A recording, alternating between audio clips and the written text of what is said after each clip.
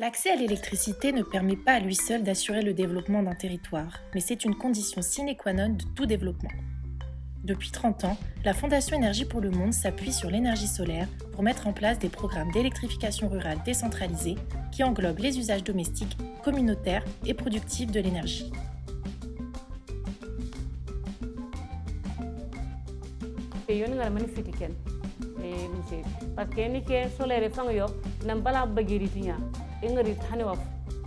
Kula ka ba jamala bale enda ngar même pas elusi la bangi ngar mero ngem parce que enda la pandunya yo yiro bare ena na faté titi momak.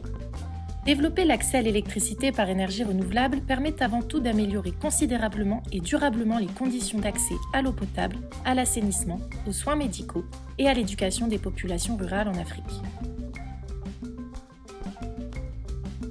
Afin d'assurer un accès durable à l'énergie, le service électrique et la maintenance des installations sont gérés par des exploitants locaux, préalablement sensibilisés et formés.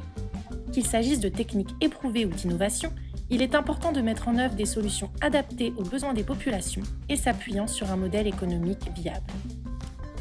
L'installation de compteurs après paiement, par exemple, constitue une réelle innovation sociale qui sécurise la trésorerie de l'exploitant en limitant les défauts de recouvrement, ce qui permet de rémunérer une équipe compétente pour l'entretien et le renouvellement des installations.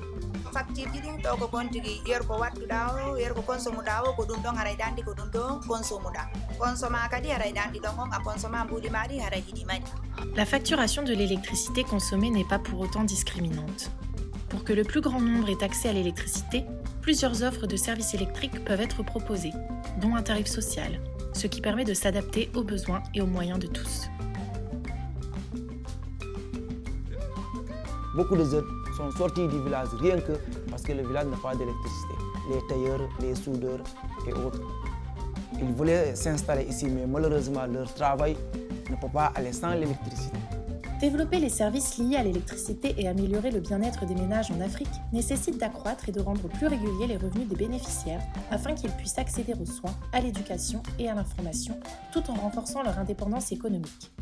L'appui à l'émergence d'activités génératrices de revenus liées à l'électricité permet non seulement de créer des emplois et ainsi favoriser le développement économique d'un territoire, mais également de stabiliser la demande en électricité pour assurer la rentabilité de l'opérateur en charge du service électrique.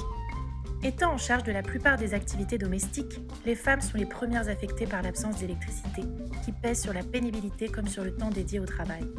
Dans les projets d'électrification rurale, l'énergie devient un levier d'émancipation professionnelle et d'amélioration de la qualité de vie des femmes.